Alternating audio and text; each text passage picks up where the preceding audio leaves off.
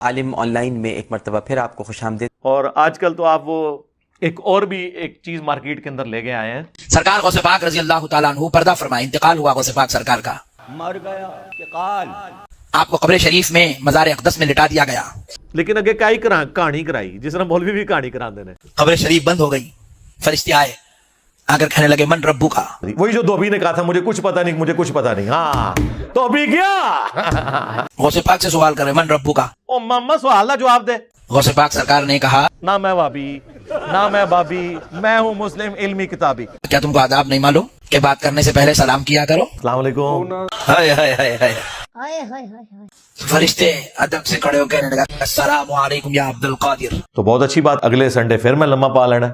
تو آپ نے سلام کا جواب دیا، جواب دیتے ہی پھر فرشتے پوچھے من ربو کا، ہاں دسو۔ تو غوث پاک نے کہا پہلے میرے سوال کا جواب دو، نعوذ باللہ، اندازہ کرو یہ ان لوگوں کا لیول ہے۔ پھر میں تمہیں تمہارے سوال کا جواب دیتا ہوں۔ بولے عبد القادر آپ کے کیا سوال ہیں؟ کہ جب اللہ رب العزت نے انسان کی تخلیق کی اس وقت تم سے کہا تھا کہ میں اپنا خلیفہ تیار کر رہا ہوں، خلیفہ بنا رہا ہوں۔ تو اس سے آپ اندازہ لگائیں کہ یہ اپنے بزرگوں کو جو رسپیکٹ دیے ہوئے ہیں نا، وہ پیغمبروں سے بڑھ کے دیے ہوئے ہیں۔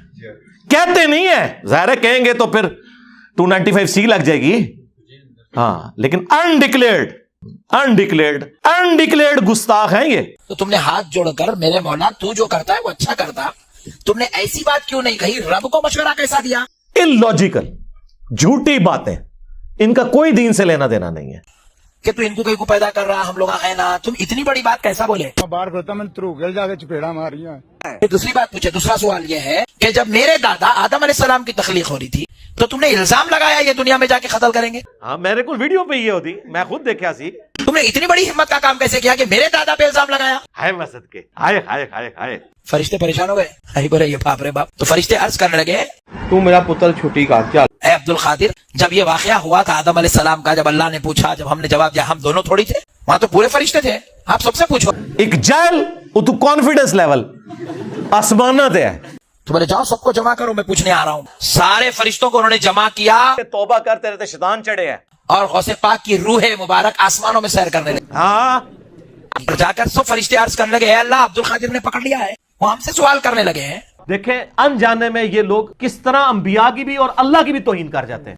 تو رب نے فرمایا جب عبد القادر پوچھتا ہے تو میرے فرشتوں جواب دو، عبد القادر پوچھ رہا ہے تو جواب دو۔ تو ایسی عقل کا پھر ماتم ہی کرنا چاہیے نا۔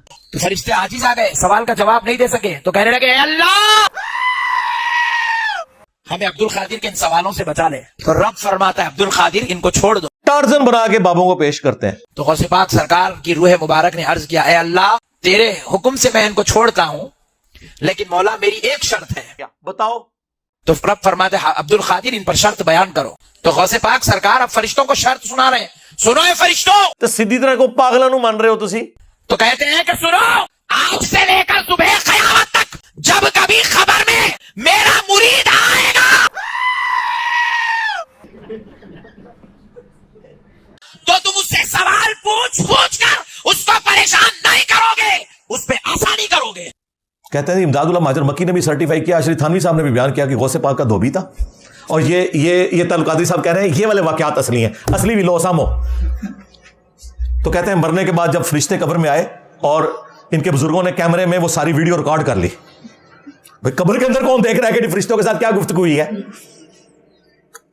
تو انہوں نے اپنے کیمرے میں کوئی ریکارڈنگ کی ہوئی تھی، اس میں پتا چلا کہ جب فرشتے آئے، فرشتوں نے پوچھا من ربو کا، تو اس نے کہا میں غوث پاک دا دھوبی ہوں۔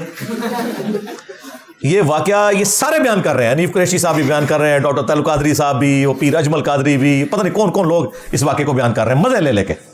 اور پھر کہتے ہیں تھانوی صاحب نے لکھا، اور لے جاؤ تھانوی صاحب نے اسی کے سمجھنے ہیں یار۔ اسی انہوں نے وڈیروں کچھ نہیں سمجھتے تھے، ہم پہ کس چیز کا روب ہے؟ تو پوچھا گیا کہ تیرا دین کیا ہے؟ انہوں نے کہا میں غوث پاک کا دھوبی ہوں۔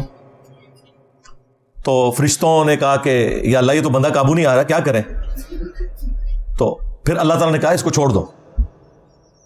یہ اندازہ کریں کہ اس میں یہ بھی الفاظ ہیں، وہ دھوبی کہتا ہے مجھے کچھ پتا نہیں، میں غوث پاک کا دھوبی ہوں۔ یہ آپ نے ذرا الفاظ غور سے یاد رکھنے ہیں، اور یہ شریف تھانوی صاحب نے بھی نقل کیے ہوئے ہیں۔ وہ کہتا ہے مجھے کچھ پتا نہیں، یعنی پوری زندگی کپڑے دھوتا رہا، اسے اللہ رسول کا تعارف نہیں غوث پاک نے کروایا۔ تین یار جملے ہی رٹوانے تھے نا، اچھا تھانوی صاحب نے امداد اللہ ماجر مکی نے اس کی تعویل کی کہ یہ جو وہ کہہ رہا تھا نا میں غوث پاک کا دھوبی ہوں، تو یہ کہہ رہا تھا فرشتوں مجھ سے کیا پوچھتے ہو، میں تو غوث پاک کا دھوبی ہوں، تو یقیناً میں سب کچھ جانتا ہی ہوں.